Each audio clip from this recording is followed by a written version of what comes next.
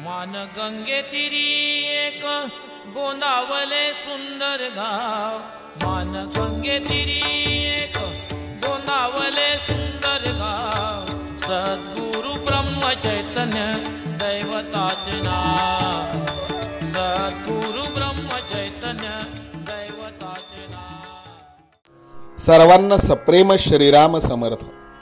समर्थ सद्गुरु श्री ब्रह्मचैतन्य गोंदवलेकर महाराज यांना अभिवादन करूयात आणि त्यांच्या चरित्रातील कथाभाग पाहूयात।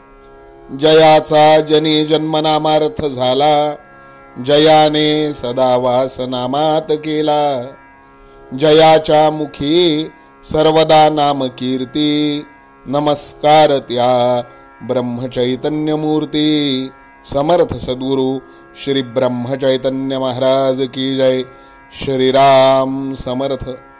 श्रोते हो, समर्थ सद्गुरु श्री ब्रह्मचैतन्य गोंदवलेकर महाराज यांचं चरित्र आपण गुरुकुल शिक्षा यूट्यूब चॅनलच्या माध्यमातून दररोज क्रमशः अभ्यासतो आहोत। श्री ब्रह्मचैतन्य महाराजांच्या चरित्रातील यापूर्वीचे आमच्या चॅनलहून प्रसारित झालेले सर्व भाग जर तुम्हाला ऐकायचे असतील तर आमच्या गुरुकुल शिक्षा यूट्यूब चॅनलवरील श्री ब्रह्मचैतन्य गोंदवलेकर महाराज चरित्र या नावाची प्लेलिस्ट ओपन करा। ही प्लेलिस्ट ओपन केल्यास तुम्हाला पहिल्या भागापासून आजपर्यंतच्या भागापर्यंतचे सर्व कथा भाग क्रमशः ऐकता येतील। या प्लेलिस्टची लिंक आम्ही या व्हिडिओच्या डिस्क्रिप्शनमध्ये दिलेली आहे। ती लिंक जरी आपण ओपन केली तरी देखील आपल्याला पहिल्यापासूनचे सर्व भाग या प्लेलिस्टमध्ये ओपन करून ऐकता येतील। चला तर मग आज श्री महाराजांच्या चरित्रामध्ये कोणता कथाभाग आपल्याला ऐकायला मिळतो, अभ्यासायला मिळतो ते पाहूयात। श्रोते हो, श्री ब्रह्मचैतन्य महाराजांचे हे चरित्र गेल्या अनेक दिवसापासून आपण सगळेजण श्रवण करतो आहोत। अगदी साधा महाराजांचं चरित्र सर्वांपर्यंत पोहोचविण्याचा केलेला संकल्प गेल्या अनेक दिवसापासून महाराज आपल्या सगळ्यांकडून अनायासानं विनासायास पूर्ण करून घेत आहेत। हे चरित्र सांगत असताना असं वाटतं की हे चरित्र कधी संपूच नाही। सांगणाऱ्याने हे चरित्र सांगतच राहावं आणि ऐकणाऱ्याने हे चरित्र ऐकतच राहावं। हे चरित्र सांगताना किंवा ऐकताना सांगणाऱ्याला आणि ऐकणाऱ्याला दोघांनाही महाराजांच्या सहवासामध्ये गेल्याचा अनुभव येतो।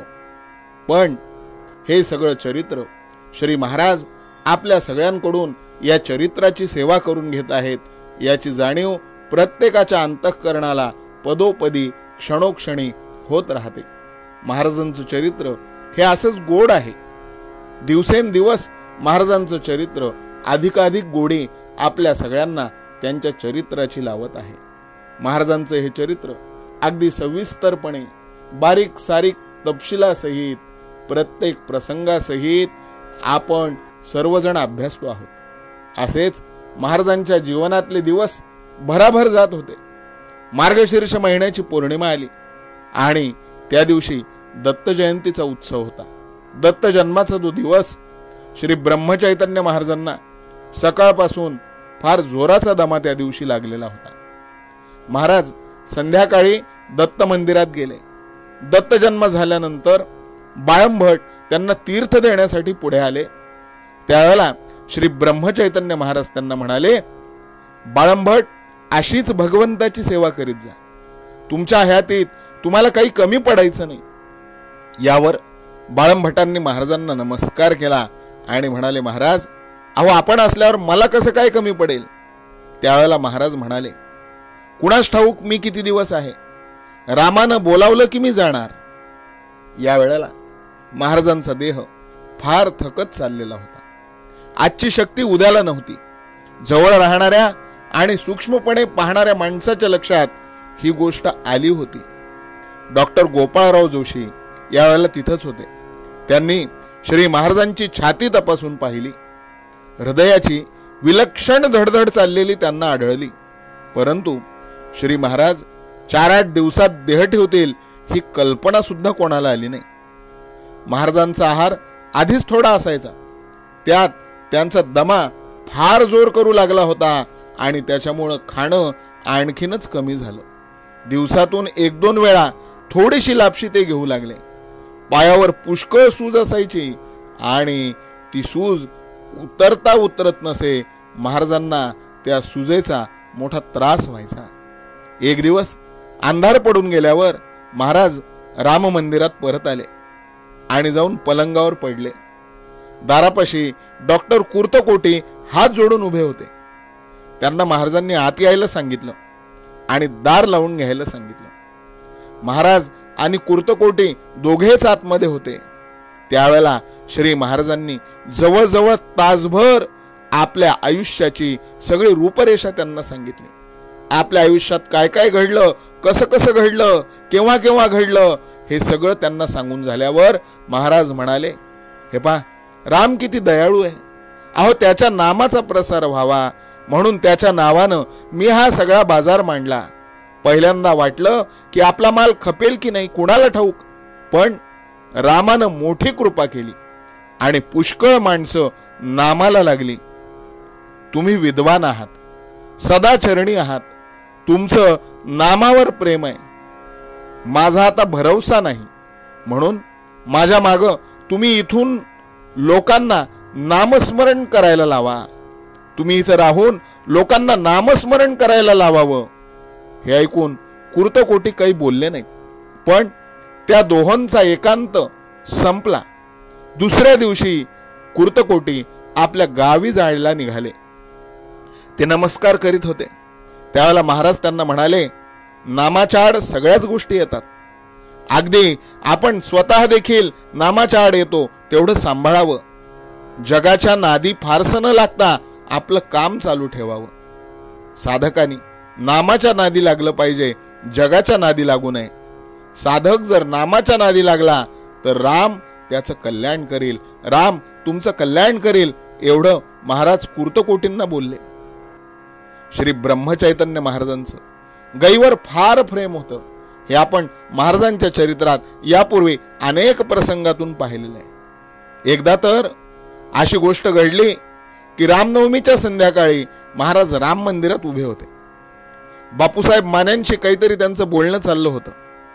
इतक्यात नदीवर पाणी पिऊन गायी मंदिरापुढे येण्यास आणि श्री महाराज मंदिराच्या दारात येण्यास एकच गाठ पडली.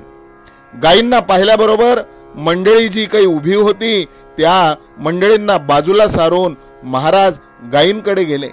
महाराजांचं गायीविषयीचं प्रेम उचंबळून आलं.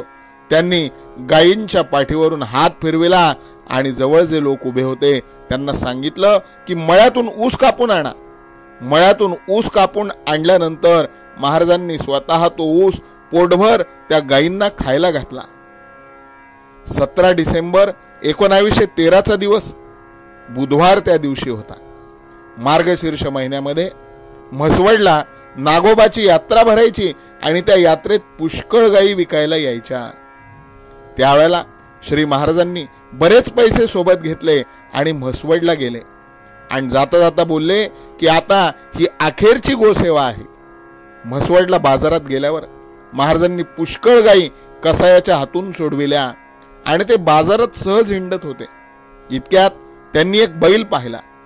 त्याची किंमत विचारित असता बाजारातले लोक महाराजांना म्हणाले, महाराज, अहो हा बैल काही चांगला नाही, या बैलाची खोड फार वाईट आहे, हा ज्याच्या घरी जातो ना त्याची हानी करतो. हे महाराजांनी ऐकलं आणि महाराज मनाशीच हसले आणि हसता हसता बोलले, तुम्ही सांगता ते खरं असेल, पण मी आहे गोसावी आणि माझी हानी हा काय करणार. मीच याला विकत घेतो, कारण हा गरीब लोकांची उगीच हानी करतो, हा माझ्या उपयोगी पडेल. त्यांनी तो बैल विकत घेतला. दिवाण साहेब नावाचे महाराजांचे एक शिष्य होते. त्यांच्या घरी दुपारी विश्रांती घेतली आणि गोंदवल्याला येण्यास निघाले. निघताना दिवाण साहेबांनी नमस्कार केला. त्यावेळेला महाराज त्यांना म्हणाले, दिवाण साहेब, तुमची आणि आमची ही अखेरची भेट बरं का. नामाला विसरू नका. जिथं नाम आहे तिथं मी आहे हे ध्यानात वागवा. नामाला विसरू नका. महाराज तिथून गोंदवल्याला वापस आले. गुरुवारचा दिवस उजाडला. या दिवशी 18 डिसेंबर तारीख होती. 18 डिसेंबर 1913. गुरुवारी सकाळी महाराजांचे प्रातर्विधी आटोपले. शौच मुखमार्जन झाल्यावर रामरायाच्या दर्शनाला महाराज आले. दम्यामुळं आदल्या दिवशीची सगळी रात्र त्यांनी उभं राहून काढली होती आणि त्यांच्या पायावरची सूज जरा जास्तच वाढली होती. महाराजांना चालण्यासही श्रम होत होते. रामरायाला नमस्कार केल्यावर आपण सिंहासनावर ते बसून लोकांना त्यांनी बसायला सांगितलं. महाराजांनी बोलायला आरंभ केला आणि बघता बघता महाराज बोलतायत, महाराज काही सांगतायत हे पाहून 10-15 मिनिटात स्त्री पुरुषांनी सगळं मंदिर भरून गेलं. बसलेल्या मंडळींकडे महाराजांनी एकदा नजर टाकली आणि ते जरासं हसले आणि जणू काय गमतीनं गप्पा चालाव्यात अशा स्वरात बोलले, बघा रे बुवा, आमची जागा फार दिवस रिकामी पडली आहे, म्हणून आता रामाची चिठ्ठी आली आहे, मला जाणं जरूर आहे. तुम्ही आनंदानं निरोप द्या, पण भगवंताच्या नामाला विसरू नका, हेच माझं शेवटचं सांगणं आहे. महाराज सगळ्यांना म्हणाले, आता रामाची चिठ्ठी आली आहे, मला जाणं जरूर आहे, तुम्ही सगळेजण मला आनंदाने निरोप द्या आणि भगवंताच्या नामाला काही विसरू नका. माझं जर शेवटचं सांगणं कोणतं असेल तर हेच की तुम्ही भगवंताच्या नामाला विसरू नका. जिथं नाम आहे तिथे मी आहे हे ध्यानात ठेवा. चमत्कार असा की कितीतरी दिवसापासून महाराज जाण्याविषयी सगळ्यांना सांगत होते, पण कोणाला कधी खरं वाटायचं नाही. लोक म्हणायचे, महाराज नेहमीच असं बोलतात. नैमिषारण्यात जाण्याची त्यांची भाषा नेहमीचीच आपण ऐकत आलो आहोत. बरं, महाराज देखील स्वतःच्या जाण्याविषयी सांगताना इतकं हसत खेळत बोलायचे की ऐकणाऱ्याला त्यांच्या शब्दाचं खरं महत्व वाटतच नसायचं. अहो, बाकीच्या लोकांचं राहू द्या, पण डॉक्टर जोशी ज्यांनी महाराजांचं हृदय तपासलं असताना त्याची अवस्था फारच वाईट आढळलेली असून सुद्धा श्री महाराज आता 4-8 दिवसात जाणार हे त्यांच्याही लक्षात आलं नाही. आणि याला कारणही तसंच घडलं. 2च दिवस आधी मंगळवारी बताशा घोडा मस्ती करून हिसकी करू लागला. म्हणून विश्वनाथ आला आणि महाराजांना म्हणाला, महाराज तो बताशा बघा कसा मस्ती करून राहिला आहे, मी काय करू? श्री महाराज म्हणाले, त्याला सांग मी येतो. आणि काही वेळानं महाराज घोड्याकडे गेले. त्यांना पाहिल्याबरोबर बताशा मोठमोठ्यानं खिंकाळू लागला, खूप खुश झाला. महाराज त्याच्या जवळ गेले, त्याच्या अंगावरून त्यांनी हात फिरविला, त्याच्या पाठीवर प्रेमानं थाप मारली आणि ते परत निघाले. त्यावेळेला बताशा फार अस्वस्थ झाला. मग मात्र महाराजांनी त्याला बाहेर काढला, त्याच्यावर ते बसले, चांगली 5-10 मैल रपेट करून त्याला आणला. तेव्हा कुठं बताशा शांत झाला. महाराज त्याला पाहून बोलले, मुक्या प्राण्याला सुद्धा शेवटची सेवा घ्यावी अशी इच्छा झाली. राम कसा सगळीकडे भरलेला आहे. हृदयाची धडधड चालू असून पायावर इतकी सूज आलेली असताना देखील जर महाराज घोडा इतका पळू शकतात तर मग त्यांच्या प्रकृतीबद्दलचा अंदाज कोणाला कसा कळणार? काही दिवसापूर्वी 4 मंडळी घेऊन महाराज सहज बोलत बसले होते आणि बोलता बोलता एकाएकी महाराजांच्या गळ्याला फोड आला. पाहता पाहता दुसरा फोड, तिसरा फोड, चौथा फोड, अगदी 10 मिनिटांमध्ये सगळा गळा फोडांनी भरून गेला. आणि बोलता बोलता 1-2 तासात काही काळानं ते सगळे फोड आपोआप बरे सुद्धा झाले. फोड एकाएकी आले कसे आणि एकाएकी गेले कसे हे कोणालाच समजलं नाही. अशा गोष्टींचं कारण विचारलं असता विचारणारा समजूतदार असेल तर महाराज नीट सांगत, नाहीतर उगीच काहीतरी त्याची समजूत घालून देत बास. सांगण्याचा मुद्दा एवढाच की गुरुवारी सकाळी त्यांनी आपण लवकर जाणार असं सगळ्या लोकांना अगदी स्पष्टपणे सांगितलं. त्यानंतर 1.5 तास निरूपण केलं. त्या निरूपणात महाराज सगळ्यांना म्हणाले, हे बघा, जे दृश्य असतं ते आज ना उद्या नाश पावतं. दृश्य हे दृश्यपणात असताना स्वतंत्र नसतं, ते भगवंताच्या अधीन असतं.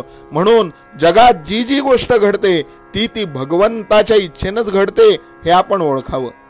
आपला देह हा दृश्य आहे, अर्थात त्याला चालवणारा भगवंत देहात आहे. त्याच्या अनुसंधानात राहण्याचा आपण प्रयत्न केला पाहिजे. हे अनुसंधान भगवंताच्या नामानं साधतं, म्हणून तुम्ही सगळ्यांनी नाम घेण्याचा निश्चय करावा. आपलं चित्त नामामध्ये गुंतलं म्हणजे देहाला प्रारब्धाच्या स्वाधीन करता येतं. आणि ही युक्ती ज्याला साधली त्याला सुखाची दुःखाची बाधाच उरली नाही. व्यवहाराच्या मार्गाने जात असता भगवंताचं नाम कधी विसरू नये. आपल्या प्रयत्नाला जे फळ येईल ती भगवंताची इच्छा समजून जे पदरात पडेल त्यात समाधान मानावं. आपण प्रपंची लोक आहोत म्हणून प्रपंचाला उचित असणारा प्रयत्न केल्या वाचून कधी राहू नये. पण प्रपंच हेच आपलं सर्वस्व आहे असं न समजता त्यामध्ये भगवंताला विसरू नये. परमार्थाला सदाचरणाची फार जरूर आहे. उगीच भलत्याच सांगण्याला भूलू नये आणि अनिती अधर्माच्या मार्गाला जाऊ नये. संत सांगतात त्याच्यावर विश्वास ठेवून मुखात नाम ठेवावं आणि सदाचरणानं वागून प्रपंच करावा. असं जो वाकेल त्याचं कल्याण राम खात्रीनं करेल असं मी सर्वांना अगदी वचन देतो. त्या दिवशी संध्याकाळी 6:30-7 वाजायच्या सुमाराला श्री ब्रह्मचैतन्य महाराज धाकट्या राम मंदिराकडे गेले. रामाचं दर्शन घेऊन झाल्यावर जवळच भाऊसाहेब केतकरांचं बिऱ्हाड होतं, तिथे गेले. श्री महाराज आपल्याकडे एकटे आलेले पाहून भाऊसाहेबांना आणि त्यांच्या कुटुंबाला फार आनंद झाला. बसता बसता श्री महाराज भाऊसाहेबांच्या मंडळीला म्हणाले, बाई मला फार भूक लागली आहे, काय असेल ते खायला द्या. श्री महाराजांनी स्वतःसाठी अमुक एक वस्तू कोणाजवळ मागितली असं त्यांच्या सहवासात सतत राहणाऱ्या कोणाही माणसाला सांगता येणार नाही. डॉक्टर कुर्तकोटी जवळजवळ 9 वर्ष अगदी सावलीप्रमाणे श्री महाराजांच्या बरोबर वावरले. ते पुढे एकदा म्हणाले की पुष्कळ लोक मला विचारतात की श्री महाराजांचं वैशिष्ट्य असं मी काय पाहिलं. त्यावर मला एकच सांगता येईल की मला अमुक एक वस्तू हवी आहे. हे शब्द त्यांनी उच्चारलेले मी कधी ऐकले नाहीत. तहान लागली तर त्यांनी कधी पाणी मागितलं नाही. भूक लागली तर कधी खायला मागितलं नाही. थंडीनं अंग गारठण्याची वेळ आली तर कधी कपडा मागितला नाही. उकाड्यामुळे घामाच्या धारा लागल्या असून सुद्धा कधी पंखा मागितला नाही. आजारी पडले तर कधी औषध मागितलं नाही. पैशाची अत्यंत जरूर असून देखील कधी कोणापाशी हात पसरला नाही. मला अमुक हवं हे वाक्यच श्री महाराजांना येत नव्हतं असं वाटतं. आपल्या देहाला त्यांनी नावडत्या बायकोप्रमाणे वागविलं.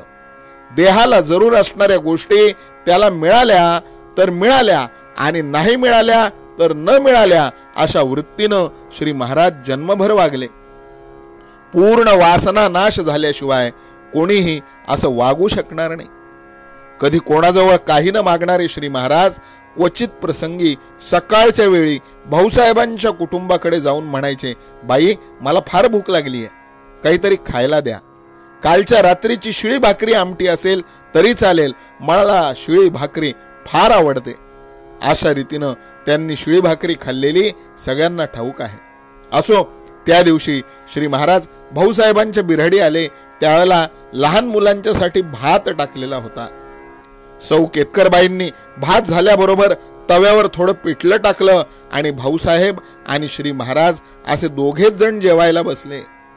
श्री महाराजांच्या बरोबर नेहमी 10-12 मंडळी असायचीच, पण त्या दिवशी मात्र त्यांच्या बरोबर कोणी नव्हतं.